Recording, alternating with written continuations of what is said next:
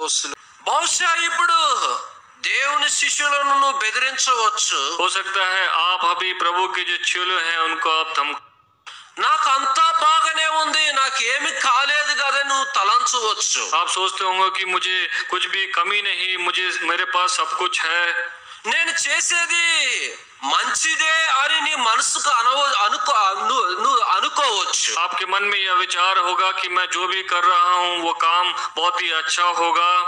కానీ ఒక దినాన దేవుడు దీన్ని లెక్కలోకి తీసుకొని వస్తాడు. लेकिन एक समय आए परमेश्वर इन सब का लेखा लेगा.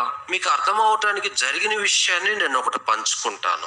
आपको समझ के लिए एक जो घटी घटना मैं आपको बताना चाहता हूँ. నేను కథ చెప్పటం లేదు, यहाँ पर मैं कोई कहानी नहीं बता रहा, కల్పించుకొని చెప్పటం లేదు, कुछ भी मैं अपने मन से उसको घटित करके नहीं बता रहा, లేనిదా ఉన్నట్టుగా చెప్పటం లేదు. या जो नहीं है उसको मैं ऐसा नहीं बोल रहा कि वह हुआ है.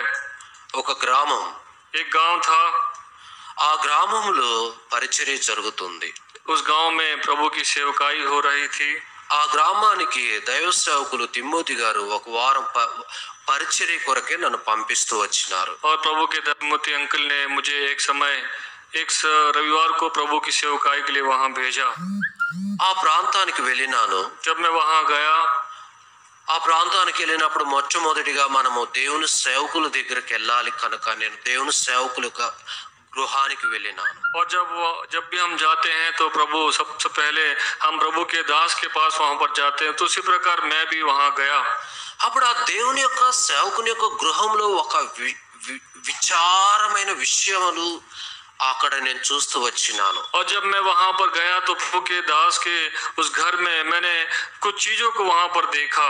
అక్కడ దేవుని దాసురాలు ఏడ్చుకుంటూ చెప్తుంది నాకు. और वहां पर जो प्रभु के दास है उनकी जो पत्नी है वो बहुत ही रो रही थी और उन्होंने मुझसे ऐसे बातें किया. అక్కడ కొంతమంది విశ్వాసులు ఉన్నారు ప్రభు కొరకు, వారు అమాయకమైన ప్రజలు, వారు ఏమి చేయలేని పరిస్థితుల్లో ప్రభు వైపు చూస్తుంటున్నారు. और वहां पर कुछ विश्वासी लोग थे जो बहुत ही भोले थे. वो लोग नहीं जानते थे कि उनको क्या करना है.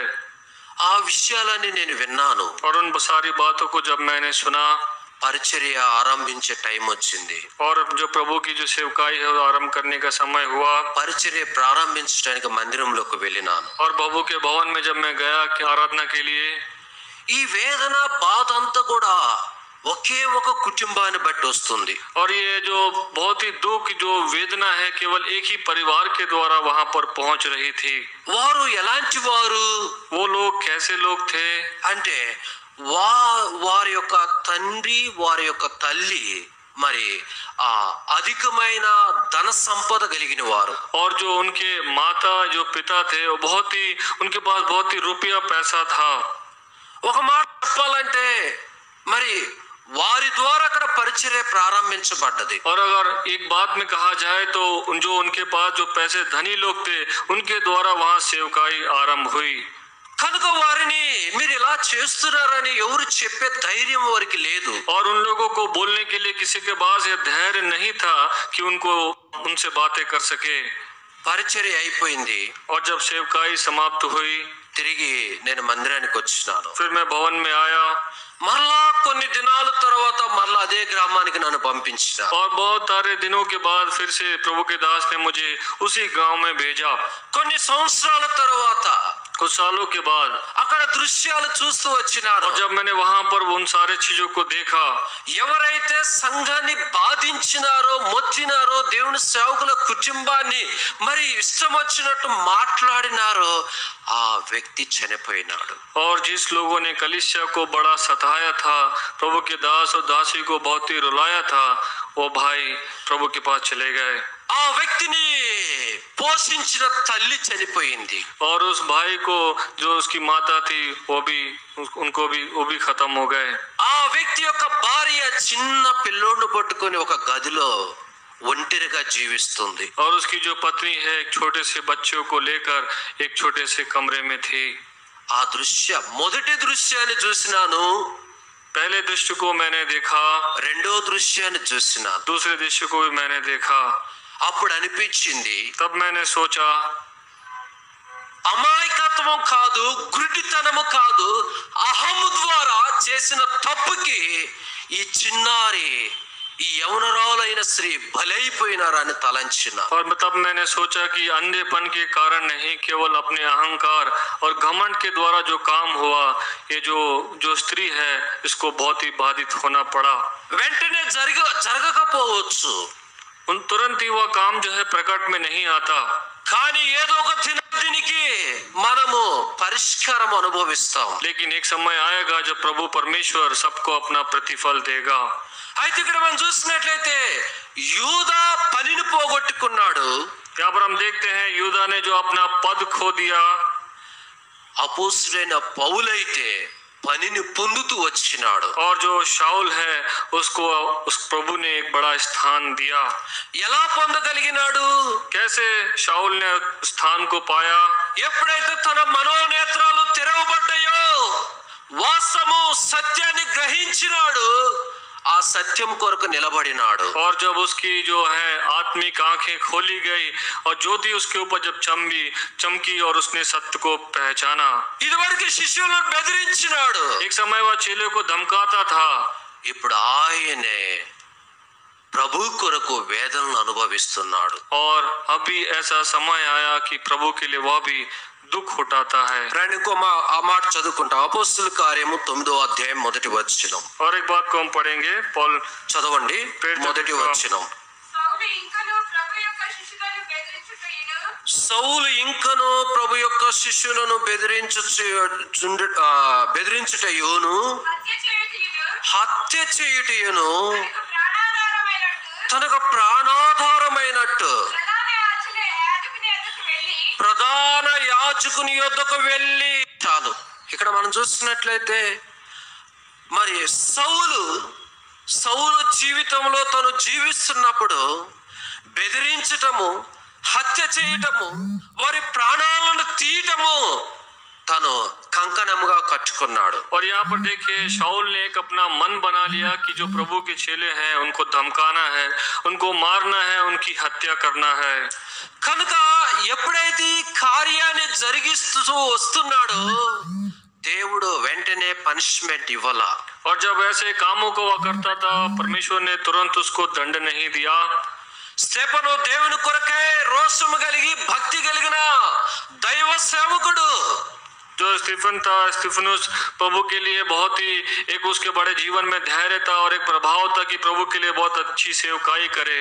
ఆ స్టెఫను రాళ్ళు తీసుకొని కొడుతూ ఉంటుంటే స్టెఫను దేహంలోంచి గాయాల్లోంచి రక్తం ప్రవహిస్తూ ఉంటుంటే దేవుడు పనిష్మెంట్ ఇవ్వాల కాముగా చూశాడు. और ऐसे जब स्टीफनुस को जब वह घायल किया, पत्थरों से मारा गया, जब लहू उसके शरीर से बह रहा था, प्रभु ने तुरंत उसको दंड नहीं दिया।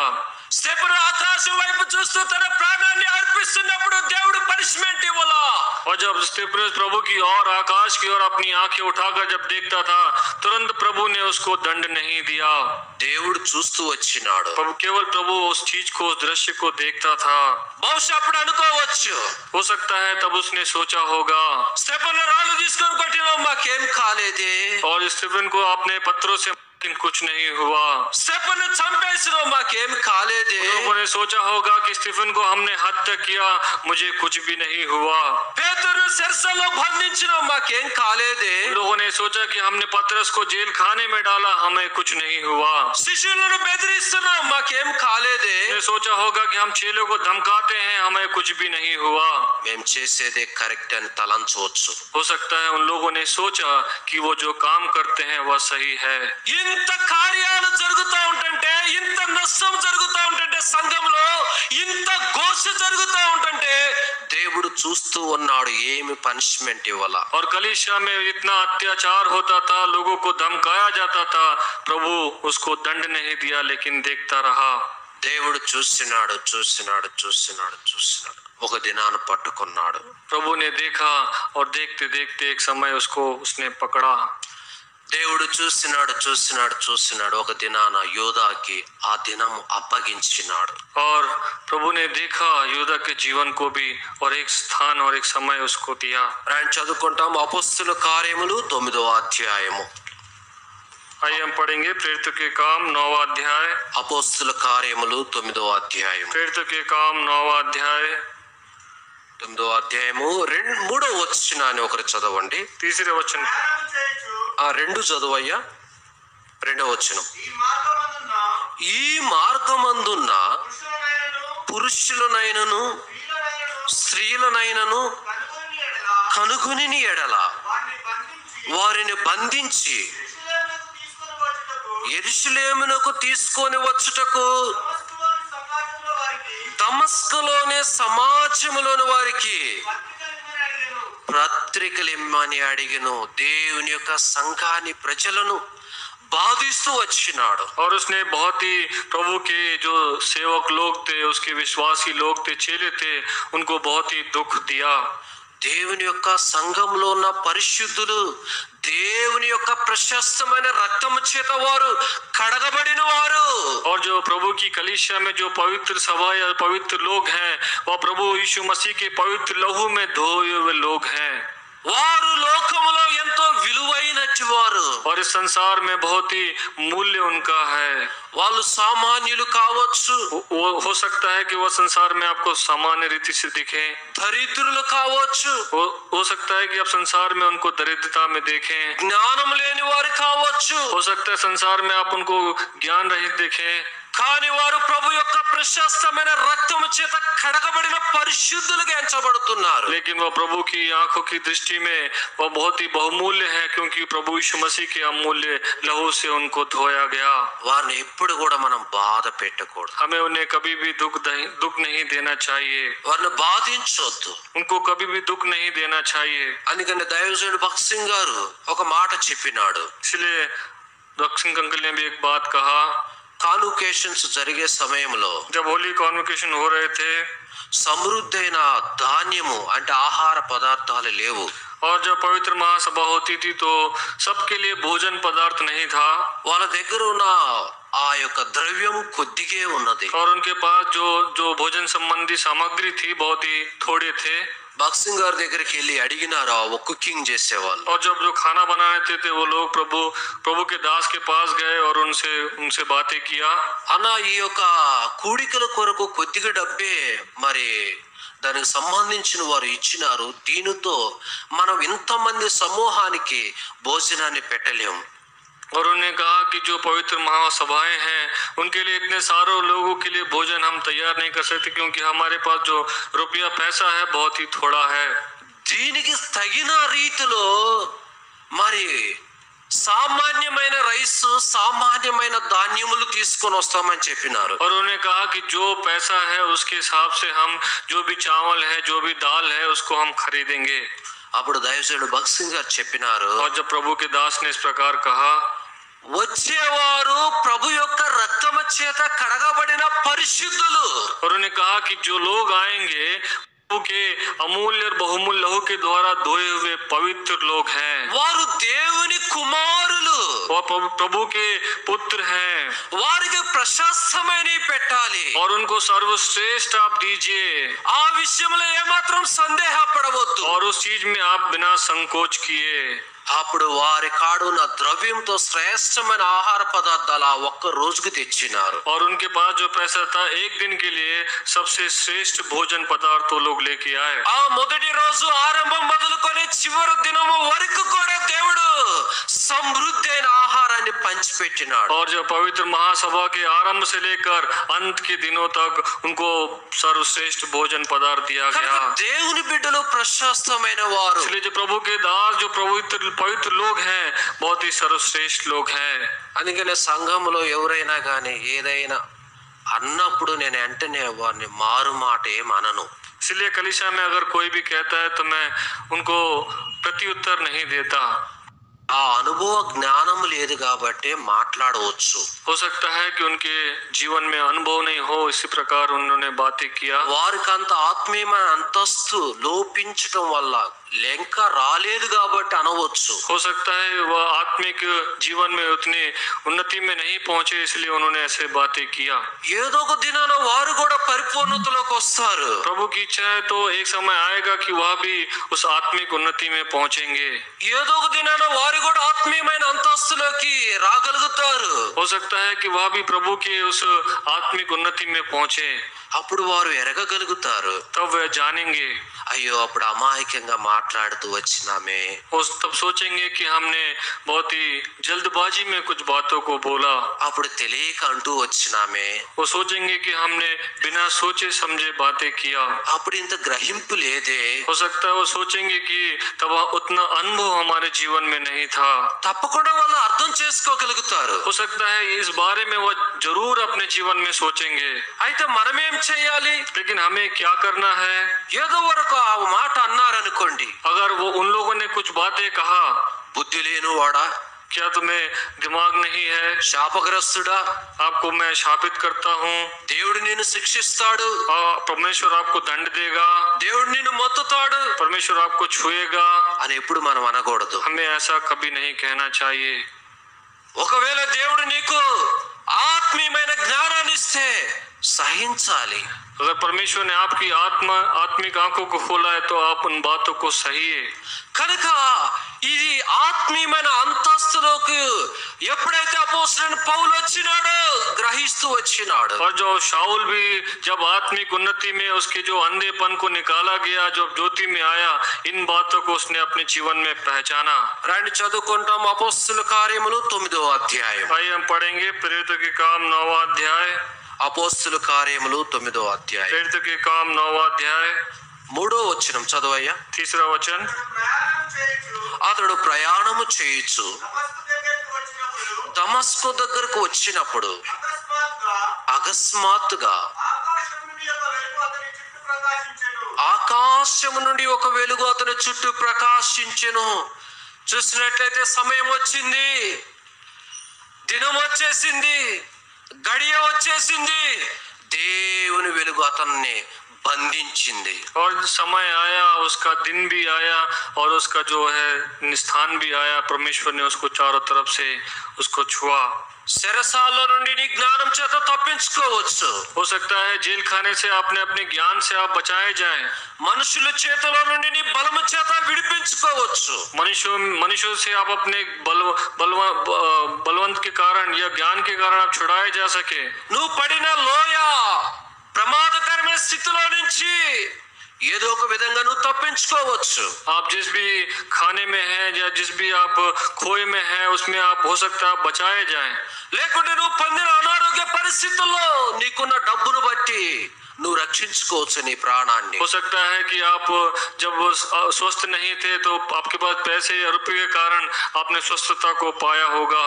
కానీ దేవుని యొక్క వెలుగు నిన్ను బంధించినప్పుడు నీ వల్ల కాదు. लेकिन जब परमेश्वर की ज्योति आपके चारों ओर आएगी तो आपको कोई नहीं बचा सकता। దేవుని యొక్క వెలుగు నిన్ను చుట్టినప్పుడు నువ్వు తప్పించుకోలేవు. परमेश्वर की ज्योति जब आपके चारों ओर होगी तो कोई भी आपको नहीं बचा सकता।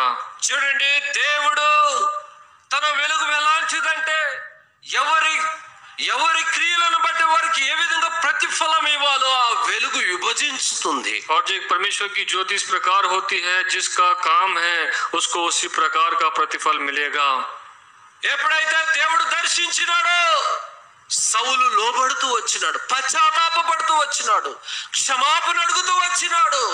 అందుకని దేవుడు కనికరించినాడు. और जब उस ज्योति उसके ऊपर चमकी तो शाऊल ने अपने आप को दीन और नम्र किया, उसने वहां पर पश्चाताप किया। రాండి చదువుకుంటాం అపోస్తలుల కార్యములు 9వ అధ్యాయము. అపోస్తలుల కార్యములు 9వ అధ్యాయము प्रेरितों के काम 9वां अध्याय 4వ వచనం. 4वां वचन। అప్పుడు అతడు నేల మీద పడి, సౌలా సౌలా నీవేళ నన్ను హింసిస్తున్నావని తనతో ఒక స్వరము పలుకుచా వినను. ఇప్పుడు అన్నాడు దేవుడు, సౌలా సౌలా నీవేళ నన్ను హింసించుచున్నావు. यहाँ पर प्रभु शाऊल से कहता है, हे शाऊल तू मुझे क्यों सताता है। దేవుని బిడ్డను హింసిస్తే దేవుని హింసించినట్లే. अगर प्रभु के दास को हम सताते हैं तो प्रभु को अर्थात प्रभु यीशु मसीह को हम सताते हैं। దేవుని సేవకులను హింసిస్తే దేవుని హింసించినట్లే. प्रभु के दास को हम सताते हैं तो प्रभु अर्थात परमेश्वर को हम सताते हैं। దేవుని శిష్యులను హింసిస్తే దేవుని హింసించినట్లే. अगर चेले को सताते हैं तो प्रभु को सताने के समान है। దేవుడు అన్నాడు, సౌలా సౌలా నీవేళ నన్ను హింసించుచున్నావు. प्रभु ने कहा, हे शाऊल तू क्यों मुझे सताता है। అక్కడ తను పలుకుతూ వచ్చినాడు. 5వ వచనం చదువు నాయన. 5वां वचन पढ़िए। ఆ, నీవెవడు అని అడగగా ఆయన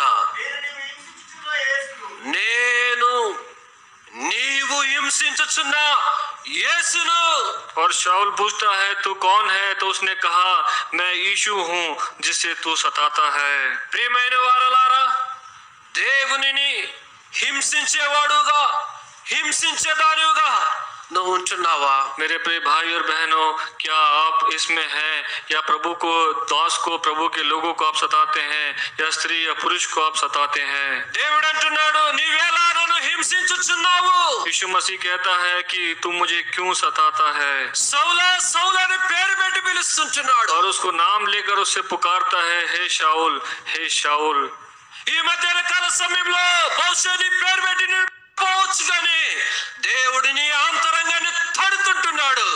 సౌలా సౌలా నీవేలా నన్ను హింసించుచున్నావు? हो सकता है इस दोपहर में प्रभु आपका नाम ना ले, लेकिन वह बोलता है, पुकारता है, हे शाऊल तुम मुझे क्यों सताता है। ఎప్పుడైతే ఆ స్వరం విన్నాడో తను పూర్తిగా తను ప్రభుకి అప్పగించుకుంటూ వచ్చినాడు. जब उसने प्रभु की उस आवाज को सुना, अपने आप को संपूर्ण रीति से प्रभु को समर्पण किया। ఒకవేళ అదే సమయంలో సౌలు ప్రభువుకు లోబడకపోతే పరిస్థితి ఏమిటి? अगर हो सकता है शाऊल का प्रभु को अपना जीवन समर्पण ना करे, तो उसका परिणाम कैसा होगा।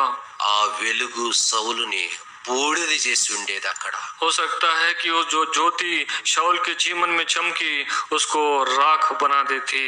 దేవుడిలో ఎంత ఓపిక ఉంటుందో అంత పౌరుషం ఉంటుంది. और प्रभु में जितनी सांत्वना उसके जीवन में होती है, उसी प्रकार की ज्वाला भी उसके जीवन में होती है। దేవుడు ఎంత దయగలిగిన వాడో అంత కోపం కలిగిన వాడు. प्रभु जितना दयावंत है, उतना वह क्रोध करने वाला भी है।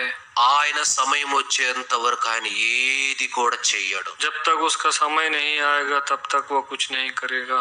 ఒకవేళ నువ్వు తొందరపడవచ్చేమో, ఒకవేళ నువ్వు ఆలోచన చేయవచ్చేమో, ఒకవేళ నువ్వు ఊహించవచ్చేమో, కానీ ఊహలకు తగ్గట్టు, నీ ఆలోచనలకు తగ్గట్టు, నీ మనసుకు తగ్గట్టు ప్రభు ఏది కూడా చెయ్యనేరడు. हो सकता है आप ऐसा सोचते होंगे, आप करने के लिए प्रयास करें, लेकिन परमेश्वर उस प्रकार से कुछ भी नहीं करेगा। కనుక అక్కడ రాయబడుతూ వచ్చింది అపోస్తలుల కార్యములు 9వ అధ్యాయము 6వ వచనం చదవండి. 6वां वचन पढ़े। లేచి పట్టణములోనికి వెళ్ళము, అక్కడ నువ్వు ఏమి చెయ్యవలెనో అది నీకు తెలుపబడునని చెప్పాను. ఎప్పుడైతే సౌలు అడిగినాడు, నువ్వు ఎవరు లేకుంటే ఎవడివి అని అడుగుతూ వచ్చినాడు. जब उसने शाऊल ने पूछा कि आप कौन हैं, तो उसने कहा कि यहाँ से उठकर नगर में जा। అప్పుడు అంటూ వచ్చినాడు, నీవు హింసించుచున్న యేసును అంటూ వచ్చి. और वह कहता है, प्रभु यीशु मसीह, मैं यीशु हूँ जिसे तू सताता है। ఆ మాటలో ఉన్న శక్తి సౌలు యొక్క ఆంతరంగ జీవితాన్ని మారుస్తూ వచ్చింది. और जब प्रभु शाऊल ने उस ध्वनि को, उस आवाज को सुना, उसका जो जीवन है परिवर्तित हो गया। యేసు అనగా రక్షకుడు, यीशु का तो उद्धार करता है। క్రీస్తు అనగా అభిషేక్తుడు. क्रिस्त है जो अभिषेक्त। ఈ సువార్తంతో ఒక్క నిమిషంలో ఆ సందర్భంలో సౌలు ఎరుగుతూ వచ్చినాడు. और सारे सुसमाचार को उस 1-2 बातों में शाऊल ने अपने जीवन में पहचाना। దేవుడు యేసుగా సౌలుకు బయలుపరుచుకుంటూ వచ్చినాడు. और जो परमेश्वर है, जो भगवान है, यीशु मसीह के समान शाऊल को प्रत्यक्ष हुआ। కనుక ప్రియమైన వారలారా, ఈ మధ్యాహ్న కాల సమయంలో దేవుడు ప్రభు అయినటి యేసుగా నీకు బయలుపరుచుకుంటున్నాడు. इसलिए इस दोपहर के समय में हम देखते हैं, जो परमेश्वर, जो सृष्टिकर्ता, जो मालिक है, यीशु के समान आपको और मुझको दिखाई देता है। నీ జీవితాన్ని మార్చుకో, आपके जीवन को आप बदलिए, దేవునికి లోబడు, आप प्रभु के अधीन हो जाइए, సంపూర్ణంగా సమర్పించుకో. संपूर्ण रीति से आप अपने को समर्पण कीजिए। ఎప్పుడైతే నువ్వు లోబడతావో దేవుడు నేను ఒక విలువైన బలమైన పాత్రగా వాడుకుంటాడు. जब आप दीन और नम्र बनेंगे, तो परमेश्वर आपको इस्तेमाल करेगा उसकी सेवकाई में। ఇస్కరియోతు యోధా వలె తప్పుకొని వెళ్ళిపోతే ఒక దినాన బూడిదైపోతాం. ये हो सकता है कि आप यूदा इस्करियोती के समान प्रभु से दूर चले जाएं तो राख बन जाएंगे। ఎప్పుడైతే లోబడ్డాడో దేవుడు ఏం చెయ్యాలో కూడా చెప్తున్నాడు. और जब उसने प्रभु के अधीन हो गया, जब उसने समर्पित किया तो उसको क्या करना है, प्रभु ने उससे सारी बातें कहा। 6వ వచనం చదవండి ఇప్పుడు. 6वां वचन, లేచి పట్టణంలోనికి వెళ్ళుము,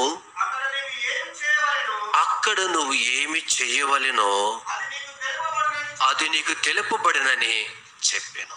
అపోస్తలుడైన పౌలుకి ఏ వ్యక్తి కూడా చెప్పలేదు. इसके पहले शाऊल से किसी ने भी इस प्रकार बातें नहीं किया, उसको जो करना है उसको किसी ने नहीं कहा। నీవు ఏమి చెయ్యవలెనో నేను నీకు అక్కడ చెప్తానన్నాడు. और प्रभु ने यहाँ पर कहता है कि जो तुझे करना है मैं तुझे बताऊंगा। కనుక ప్రియమైన వాళ్ళారా, మనం ఏమి చెయ్యాలన్నది దేవుడు మనకి బయలుపరుస్తాడు. और जो हमें करना है प्रभु हमें दिखाएगा या हमें बताएगा। ఒకళ్ళు మనకి సలహాలు ఇవ్వాల్సిన అవసరం లేదు. कोई व्यक्ति हमें सलाह देने की जरूरत नहीं। ఒకళ్ళు మనకు మరి ఆలోచనలు ఇవ్వాల్సిన అవసరం లేదు. कोई दूसरा व्यक्ति हमें दूसरे सोच विचार को देने की जरूरत नहीं। ఒకవేళ వేరే వాళ్ళు నీకేదో చెప్పాల్సిన అవసరం లేదు. हो सकता है कि कोई दूसरा आपको कुछ बताए, ऐसी भी जरूरत नहीं। లేకుంటే నువ్వు పోయి వేరే వాళ్ళని పోయి ఏం చేయాలని అడగాల్సిన అవసరం లేదు. हो सकता है कि आपको जाके किसी से पूछने की जरूरत नहीं कि मुझे क्या काम करना है। ఒకవేళ ఆ విధంగా అడిగితే अगर ऐसा हम पूछेंगे, ఆ వ్యక్తులు చెప్పే సలహాల ద్వారా जो दूसरे लोग जो हमें सलाह देते हैं, నీ సాక్ష్యం పాడవుతుంది. हो सकता है कि आपकी गवाही खराब हो जाए। దేవుని సన్నిధిలో దేవుడు నీకు ఇవ్వవలసిన ఆ పనిని పోగొట్టుకుంటావు. हो सकता है कि प्रभु के घर में जो काम आपको मिलना है वो आप खो दें। లేకుంటే దేవుడు నేను ఏ విధంగా ఘనంగా వాడుకోవాలనుకుంటున్నాడో ఆ సంకల్పాన్ని నువ్వు చేతులారా పాడు చేసుకుంటావు. हो सकता है जो प्रभु जिस संकल्प से, जिस उद्देश्य से आपको इस्तेमाल करना चाहता है उसे आप खो दें। ఒకటి గుర్తు పెట్టుకోండి. एक बात को आप स्मरण रखिए, సలహా చెప్పిన వాడు ఎప్పటికీ కూడా చెడిపోడు. जो सलाह आपको देता है वो कभी भी खराब नहीं होता। సలహా విని చేసిన వాడే పూర్తిగా చెడిపోతాడు. जो उस सलाह को सुनकर उसके अनुसार जो काम करता है वही खराब हो जाता है। అందుకని మనం ఒకటే నేర్చుకోవాలి. इसीलिए हमें एक ही बात पर ध्यान देना, నీ సలహాకు ఒక దండము, आपकी सलाह को एक सलाम, నువ్వు చెప్పే దానికి ఒక దండం అని చెప్పాలి. आप जो बोलते हैं उसके लिए भी एक सलाम। నీకు ఒకరు సలహాలు చెప్పాల్సిన అవసరం ఏమొచ్చే? कोई दूसरे से सलाह लेने की आपको जरूरत नहीं। దేవుడే నిన్ను ఆత్మీయంగా నడిపిస్తాడు. केवल प्रभु आपको आत्मा के अनुसार, पवित्र आत्मा के अनुसार आपको चलाएगा। దేవుడే నీకు కృప చూపిస్తాడు. परमेश्वर आप अपना अनुग्रह आपके ऊपर प्रकट करेगा। దేవుడే నీకు సహాయం చేస్తాడు. केवल प्रभु ही आपकी सहायता और मदद करेगा। దేవుడే నిన్ను బలపరుస్తాడు. केवल प्रभु आपको बलवंत करेगा। ఏ మానవుడు కూడా నిన్ను బలపరచడానికి అంత అవసరం నీకు లేదు. कोई भी मनुष्य जो है आपको खड़ा करे, आपको बलवंत करे, या परमेश्वर नहीं चाहता।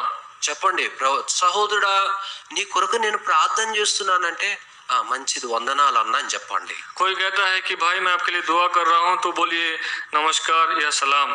సహోదరుడా నీ పక్షాన నేను నిలబడతానని ఎవరన్నా అన్నారంటే మీరు చెప్పండి ఏం అవసరం లేదు బ్రదర్ అని చెప్పండి. कोई कहता है आपसे कि प्रभु भाई मैं आपके लिए खड़ा हूँगा आपके पक्ष में, तो आप बोलिए भाई जरूरत नहीं। నాకు దేవుడు ఉన్నాడు, నన్ను దేవుడు నడిపిస్తాడు, నన్ను రక్షించింది నువ్వు కాదు కదా. प्रभु मेरे साथ है, वही मुझे चलाएगा, क्योंकि मुझे छुड़ाने वाला, मुझे उद्धार देने वाला केवल प्रभु है।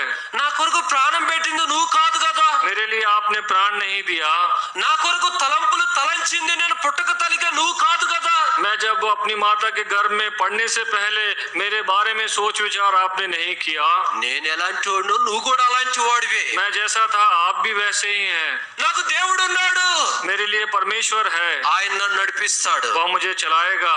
కనుక ఇటువంటి ప్రత్యక్షతలోకి అపోస్తలుడైన పౌలు నడుస్తూ వచ్చినాడు. और ऐसे प्रतिरूप में या प्रतिबिंब में शाऊल जो अपने जीवन को चलाने लगा। రాని చదువుకుంటాం అపోస్తలుల కార్యములు 9వ అధ్యాయం. आइए हम पढ़ेंगे अपने भाग में शाऊल प्रेरित के काम 9वां अध्याय। అపోస్తలుల కార్యములు 9వ అధ్యాయము प्रेरित के काम 9वां अध्याय 7వ వచనం. वचन దయచేసి ఒకరు చదవండి. అతనితో ప్రయాణం చేసిన మనుష్యులు ఆ స్వరము వినిరి కాని ఎవరిని చూడక మౌనులై నిలవబడిరి. స్వరమైతే వారు విన్నారు కానీ రూపాన్ని మాత్రం చూడలేదు. यहाँ पर उन लोगों जो शाऊल के साथ थे उन लोगों ने उसके शब्द को तो सुना लेकिन कुछ भी नहीं देखते थे। కానీ అపోస్తలుడైన పౌలు స్వరము వింటూ వచ్చినాడు, దేవుని యొక్క రూపాన్ని చూస్తూ వచ్చినాడు. लेकिन शाऊल ने उस ज्योति को देखा, प्रभु को देखा, उसकी आवाज को भी उसने सुना పూర్తిగా ఆయన వెలుగు చేత నింపబడుతూ और వచ్చినాడు. जो प्रभु की जो ज्योति थी उसके चारों ओर मंडराती थी। ఎప్పుడైతే ప్రభు యొక్క వెలుగైన ఆవరించిందో ఆత్మీయమైన నేత్రాలు తనలోకి ఏర్పడుతూ వచ్చినవి. और शाऊल के चारों तरफ जब उस प्रभु की ज्योति थी उसका आत्मिक अंधापन चला गया, उसकी आत्मिक आंखें खोली गई। రండి ఆ మాట చదవండి, 8వ వచనం. 8वां वचन, సౌలు నేల మీద నుండి లేచి కన్నులు తెరిచినను ఏమీయూ చూడలేకపోయిన కనుక వారు అతని చెయ్యి పట్టుకొని దమస్కులోనికి నడిపించెను. ఇక్కడ మనం చూస్తే అపోస్తలుడైన పౌలు భౌతికంగా గుడ్డివాడైపోయినాడు. यहाँ पर हम देखते हैं जो शाऊल है जो सांसारिक रीति से उसकी जो आंखें हैं बंद हो गई। ఎప్పుడైతే భౌతిక సంబంధమైన గుడ్డివాడిగా అవుతావో ఆత్మ సంబంధమైన దృష్టిని నువ్వు కలిగి ఉంటావు. जब आप सांसारिक रूप से अंधकार में चले जाते हैं तो आत्मिक जीवन में आप नहीं पहुंच सकते। భౌతికంగా గుడ్డివాడిగా ఉండటం మంచిది. तो सांसारिक रीति से आपको अंधा होना बहुत ही जरूरी है। సంఘంలో ఏమి చూడవద్దు, इस कलीसिया में आप कुछ भी जो चीजें हैं मत देखिए। సంఘంలో ఏం పట్టించుకోవద్దు, कलीसिया में किसी भी चीज की आप परवाह ना करें। సంఘంలో ఏది కూడా ఏదైతే చూపవద్దు. कि कलीसिया में किसी को भी आप उंगली में उठाकर मत दिखाइए। గుడ్డివారిగా ఉండటం మనకు మంచిదే, और जिस प्रकार से एक अंधे बनकर रहना अच्छा है, కానీ ఆత్మీయమైన నేత్రాలు దేవుడు నీకు ఇస్తాడు. लेकिन परमेश्वर आपको आत्मिक आंखें देगा। ఆ నేత్రాలతో నువ్వు ప్రభును చూస్తావు. आत्मिक आंखें से आप प्रभु को देखेंगे। ఆ నేత్రాలతో ప్రభు యొక్క చేతుల్లో ఉన్న గాయాలు చూస్తావు. आत्मिक आंखों से आप प्रभु की जो हाथों में जो घायल हैं उनको आप देखेंगे। ఆ నేత్రాలతో దేవుడు నిన్ను నడిపించడం చూస్తావు. आत्मिक आंखें से आप देखेंगे कि प्रभु आपको किस प्रकार से चलाता है। ఆ నేత్రాలతో దేవుడు నిన్ను పోషించడం చూస్తావు. उस आंखों से आप देखेंगे कि प्रभु किस प्रकार से आपका पालन पोषण करता है। ఆ నేత్రాలతో నువ్వు చూడగలుగుతావు దేవుడు ఆ దినాన ఏ స్థితిలో నువ్వు ఉండగా చూసినాడు, ఆ స్థితిలో నుండి ఏ స్థితిలోకి తెచ్చినాడు ఆత్మీయమైన నేత్రాలతో నువ్వు గ్రహించగలుగుతావు. उस आत्मिक आंखों से आप देखेंगे कि एक समय आपका जीवन कैसा था और अभी आपका जीवन कैसा है। రండి చదువుకుంటాం. అపోస్తలుల కార్యములు 9వ అధ్యాయం 9వ వచనం. और 9वां अध्याय उसका 9वां वचन पढ़ेंगे, అందరం కలిపి చదువుకుంటాం. सब मिलकर पढ़ेंगे। అతడు और वो 3 3 దినములు दिन तक न చూపలేక देख सका और అన్న न పానములేమి खाया और పుచ్చుకొనక न पिया। ఉండెను. 3 దినాలు చూపు లేక ఉన్నాడు. 3 दिन वह देख नहीं सकता था 3 దినాలు ఉపవాసంతో ఉన్నాడు. और 3 दिन वह उपवास था 3 దినాలు ప్రభు వైపు పూర్తిగా చూసినాడు. और 3 दिन केवल वह अपनी दृष्टि जो है प्रभु की ओर लगाए हुए था। నీకు కూడా ఏం చేయాలో అర్థం కావటం లేదా? हो सकता है आपके जीवन में ऐसा समय है कि क्या करना है आपको कुछ भी नहीं सोचता। నీ జీవితం గందరగోళంలో ఉందా? आप सोचते हैं कि मेरा जीवन बहुत ही परेशानी में है। నీ బ్రతుకంతా విలువ లేకుండా అయిపోతుందా? आप सोचते हैं कि मेरे जीवन जो है जीने का कोई भी मूल्य नहीं, उसकी कोई वैल्यू नहीं। నీలో చెప్పుకునే విషయాలు ఏమీ గ్రహించలేకపోతున్నావా? आप सोचते हैं कि कोई जो मेरी बातें हैं कोई सुनने वाला नहीं। అందరి మధ్యను అవమానపరచబడుతున్నావా? हो सकता है कि सबके सामने आपको अपमानित किया जाता है। లేకుంటే నీకంటే అందరూ పైవారు అయిపోయి నువ్వు ఇంకా కిందవాడిగానే ఉంటున్నావా? हो सकता है कि आपके साथ जो लोग थे सब ऊपर चले गए और अभी केवल नीचे हैं। నీ ఆఫీసులో కావచ్చు, నీ ఇంటికాడ కావచ్చు, నీ బంధువుల్లో కావచ్చు, నీకు విలువ లేకుండా బ్రతుకుతున్నావా? हो सकता है आपके घर में, आपके काम के स्थान में या कहीं भी हो आपकी जो है आपको अपमानित होना पड़ता है। నీకు కష్టం వచ్చినప్పుడు నువ్వు చేయవలసింది ఒకే ఒక పని. जब आपको दुख और संकट आए तो केवल आपको एक ही काम करना है। 3 దినాలు 3 दिन గుడ్డివాడై आंखें वह देख नहीं सकता था ఉపవాసంతో దేవుని పాదాల దగ్గర పడ్డాడు. और उपवास के द्वारा प्रभु के चरणों के पास पहुंचा। ఇది నీ వల్ల కాదా? क्या ये आपके जीवन के साथ नहीं हो सकता? ఇది నువ్వు చేయలేవా? क्या आप ये काम नहीं कर सकते? ఇది నీకు చేత కాదా? क्या ये आपसे नहीं हो सकता? ఈ 3 దినాలు అపోస్తలుడైన పౌలు వలె నువ్వు ప్రభు సన్నిధిలో గడిపితే లోకంలో చూడొద్దు, లోకంలో ఉన్న వాటిని చూడొద్దు, ఎవరన్నా చూపినా చూడొద్దు, ఎవరన్నా చెప్పినా వినొద్దు, ప్రభు వైపు చూస్తే దేవుడు నిన్ను నడిపిస్తాడు. जिस प्रकार शाऊल ने अपने जीवन में 3 दिन प्रभु के चरणों पे था, क्या आप ऐसा नहीं कर सकते? कोई आपको बताए या ना बताए, कोई भी चीजें आप ना देखे, केवल इस प्रकार करें। నీ జీవితంలో ఎప్పుడైనా ఒకటే నేర్చుకో, आप अपने जीवन में केवल एक बात को आप सीखें। మనుషుల సలహాలు నేర్చుకోవద్దు, जो मनुष्य जो सलाह देते हैं उन पर आप ध्यान ना दें। మనుషుల సపోర్ట్ నేర్చుకోవద్దు, जो मनुष्य हमें उनके ऊपर आधारित ना हो। మనుషుల యొక్క పద్ధతులు నేర్చుకోవద్దు. जो मनुष्य के रीति रिवाज या उनके काम है उस प्रकार हम ध्यान ना दें। నువ్వు నేర్చుకోవాల్సింది ఒకటే, आपको एक ही बात सीखना है, ఉపవాసం ఉండటము, उपवास रखना है, ప్రభు పాదాల దగ్గర కనిపెట్టటము. प्रभु के चरणों के पास आकर उसको देखना। గురిటివాడు అవటం మంచిది, हो सकता है आप अंधे बने, अच्छी बात है। భౌతికంగా గురిటివాడు అవటం మంచిది, जो भौतिक रीति से सांसारिक रूप से अंधा पन्ना अच्छा है। ఆత్మీయంగా దేవుడిని నేత్రాలు తెరుస్తాడు. आत्मिक रीति से आत्मिक आंखें प्रभु खोलेगा। మీకు ఒక విషయాన్ని నేను చెప్తాను. एक बात आपको बताकर, ఒక దైవ సేవకుడు ఉన్నాడు, प्रभु का दास था, వాడబడుతున్నాడు. प्रभु के लिए बहुत ही अच्छा उपयोग में था। అయితే అతనున్న సంఘములో ఒక ఇద్దరు ఎగనెస్ట్ ఉంటూ వచ్చినారు. और जब वो जिस कलीसिया में था तो वहां पर 2 लोग थे, 2 व्यक्ति थे, उसके विपरीत विरुद्ध खड़े थे। చాలా బలమైన పరిచర్య చేసే వ్యక్తి ఆ సేవకుడు. और वह जो प्रभु का दास था बहुत ही अच्छी सेवकाई करता था। యవనస్తులని చాలా ఉద్యోగపరిచే వ్యక్తి. और वह बहुत ही नौजवान लोगों को बहुत ही प्रोत्साहित करता था, बहुत ही आगे बढ़ाता था। ఒకప్పుడు అతను కూడా సౌలుగా ఉంటూ వచ్చినాడు. एक समय वह भी शाऊल के समान था। అయితే దేవుడు తనను దర్శించి పౌలుగా మార్చినాడు. लेकिन प्रभु ने उसको दर्शन दिया, शाऊल से उसने पौलुस के रूप में बदला। అతను అంత మంచి సేవకుడు, और बहुत ही अच्छी सेवकाई करता था। అతనున్న సంఘంలో కూడా అతనికి వ్యతిరేకస్తులు లేచినారు. और उस कलीसिया में भी उसके विरुद्ध कुछ लोग खड़े हो गए। హెబ్రోనుకు వచ్చినారు. वह हेब्रोन में आए।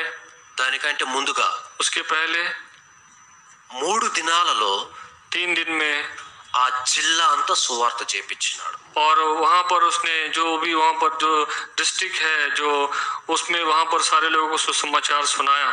3 దినాల్లో దాదాపుగా 8 లక్షలు ఖర్చు పెట్టినాడు. और 3 दिन में हो सकता है लगभग 8 लाख रुपए उसने खर्च किए, కేవలం సువార్త కొరకు. केवल सुसमाचार के लिए। 3 దినాలు 3 दिन के लिए ఒక గ్రామాన్ని వదిలిపెట్టల. एक भी गांव को नहीं छोड़ा। దాదాపుగా 90 టీములను ఏర్పాటు చేస్తూ వచ్చినాడు. उसने 90 टीम को उसने विभाजित किया।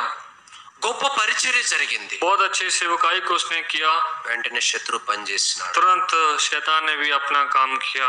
ఆ పరిచర్యని ఆధారం చేసుకొని और उस सेवकाई को आधारित करके ఆ సేవకుని మీద లేసినారు. और उस भाई उस प्रभु के दास के ऊपर विरुद्ध खड़े हो गए।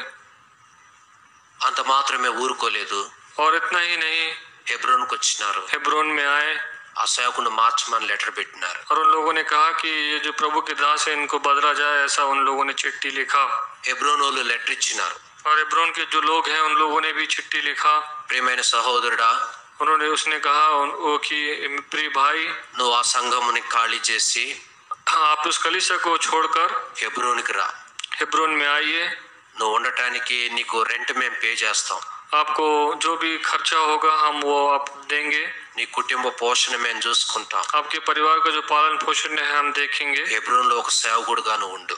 हेब्रोन में एक प्रभु के दास के समान आप रहिए। సమస్తం మేము చూసుకుంటాం. सारी चीजें हम देखेंगे। లెటర్ ఇచ్చినారు. उसको पत्र दिया। ఆ లెటర్ ఆ సేవకునికి అందింది. और वह पत्र जब प्रभु के दास को मिला, ఆ సేవకుడు ఆ లెటర్ పట్టుకున్నాడు. और प्रभु के दास ने उस पत्र को पकड़कर చదివినాడు. पढ़ा ఆ లెటర్ తీసుకున్నాడు. और उस पत्र को लेकर డైరెక్ట్ గా హెబ్రోన్కి వచ్చినాడు. और हेब्रोन में आया। పెద్దలు కూర్చున్నారు. सब प्रभु के दास जो बड़े लोग थे बैठे थे।